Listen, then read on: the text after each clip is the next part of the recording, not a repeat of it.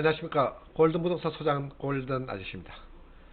임대차 3법의 시행으로 전국이 떠들썩합니다. 법 시행 이전부터 전세 물량이 기했는데 시행이 되면서 전국의 전세 물량은 씨가 말랐고 보증금은 천정부지로 상승되어 가고 있습니다. 먼저 계약갱신 청구권이 문제가 되므로 이 부분에 대한 자세한 사항을 말씀드리겠습니다. 경제수장인 홍남기 부총리도 전세 난민이 되었다는 웃지 못할 사연이 전해지고 있는 요즘 임대인이나 임차인은 법 시행에 따른 권리와 행사에 대하여 난감해하고 분쟁은 계속되고 일어날 것입니다. 오늘은 임대차 3법에 대하여 자세한 사항을 알아보고 임대인과 임차인이 꼭 지키고 이행해야 할 사항들을 예를 들어가면서 방송해 드리도록 하겠습니다. 먼저 임차인이 계약갱신 요구권을 언제 행사해야 하는지에 대한 설명입니다. 임차인의 계약갱신 청구권은 임대차 계약이 끝나기 6개월 전부터 1개월 전까지 요구할 수 있습니다. 여기서 짚고 넘어가야 할 사항은 1개월 전에 해당하는 날의 0시 전까지 임대인에게 계약갱신의 의사가 도달해야 된다는 사실을 명심하셔야 될 것입니다. 계약갱신 청구에 대한 문제가 되었을 때 청구했다는 입증할 수 있는 자료가 준비되어야 될 것입니다.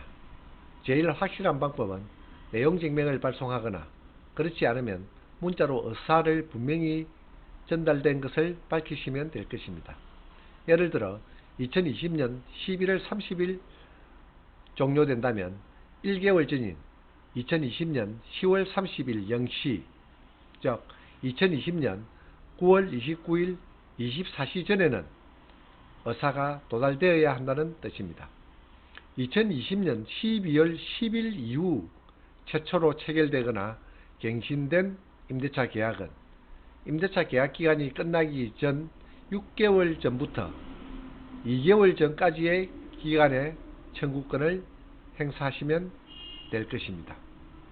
이때부터 체결되는 임대차 계약은 임대차 기간이 끝나기 6개월 전부터 2개월 전까지 행사하도록 되어 있으며 이 규정은 2020년 12월 10일 이후 최초로 체결되거나 갱신된 계약부터 적용됩니다.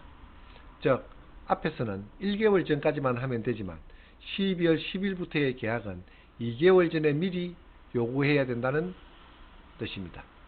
예를 들어 2020년 12월 10일 새로운 임대차 계약을 체결했다면 2020년 10월 10일 0시 즉 2022년 10월 9일 24시 전까지 임대인에게 의사전달이 도달되어야 효력이 있다는 것입니다.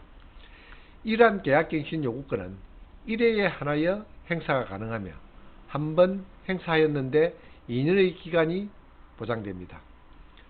법 시행 시 잔존기간만 남아 있으면 기존 계약의 연수에 상관없이 1회에 한하여 2년의 계약갱신을 부여할 수 있으니 1개월 이상의 계약기간이 남아 있어야 하고 2020년 12월 10일 이후 최초 체결되거나 갱신된 경우에는 2개월 이상이 남아 있으면 됩니다.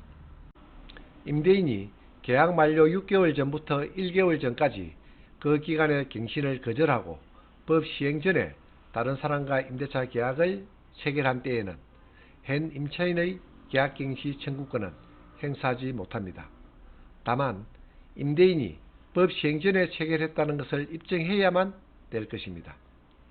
그렇지만 임대인이 법 시행 이후에 다른 사람과 임대차 계약을 성사했더라도 현 임차인의 계약갱신 요구는 거절할 수 없습니다. 법 시행 당시 이미 한 주택에서 4년 이상 살고 있었는데 다시 계약갱신을 요구할 수 있는지에 대하여 알아보겠습니다. 답은 행사할 수 있다는 것입니다. 개정법률은 최대 4년의 거주를 보장하는 내용이 아니고 1회에 한하여 기존의 계약을 2년 더 살 수 있게 한다는 취지의 법 개정이기 때문에 4년을 살았다 하더라도 현재 임대차 계약 만료 6개월 전부터 1개월 전까지는 계약갱신을 요구할 수가 있습니다. 임대인과 임차인의 계약에서 계약 만료 시 임차인은 계약갱신 청구권을 행사하지 않는다는 특약사항에 명시되었다 하더라도 그 약정은 효력이 없음을 알고 계셔야 합니다. 계약갱신 청구권 행사 시 임차인은 무조건 2년을 거주해야 하는지에 대해 물으신다면 그렇지 않다고 대답하면 될 것입니다. 임차인은 언제든지 계약을 해지하고 3개월이 지나면 해지의 효력이 발생하기 때문에 그 집에서 이사를 할 수가 있습니다. 하지만 3개월간의 임대료는 지불해야 될 것입니다. 그리고 임차인이 계약이 끝나면 비워주기로 약속을 했더라도 그것을 번복하고 계약갱신 청구권을 요구할 수가 있습니다. 그러면 지금부터 임대인의 계약갱신 거절권에 대한 요건을 알아보도록 하겠습니다. 계약이 종료되면 임대인이 본인 아파트에 거주하려고 한다면 계약 만료 6월 전부터 1개월 전까지 임차인에게 통보해야 합니다. 그리고 임대인의 직계 존비속의 직접 거주도 계약갱신 거절 사유가 가능합니다. 그러나 2년이 지나기 전에 제3자에게 임대한 경우 원칙적으로 전 임차인에게 손해배상을 해야 합니다. 다만 정당한 사유를 제시한다면 그 책임은 면할 수는 있겠습니다. 법인이 임대인인 경우 직접 거주를 위한 계약갱신 거절권은 행사할 수 없습니다. 법 시행 이전에 임대인이 바뀌고 새 주인이 직접 거주를 위하여 기존 임차인의 계약갱신을 거절할 수는 있습니다. 그러나 6개월 전부터 1개월 전까지 계약갱신 거절권을 행사해야만 가능합니다. 임대료 상한에 대하여 말씀드리겠습니다. 임대료 제한은 존속 중인 계약에서 보증금과 월세를 정액하거나 계약갱신 청구권을 행사하는 시에는 임대료를 제한할 수 있습니다.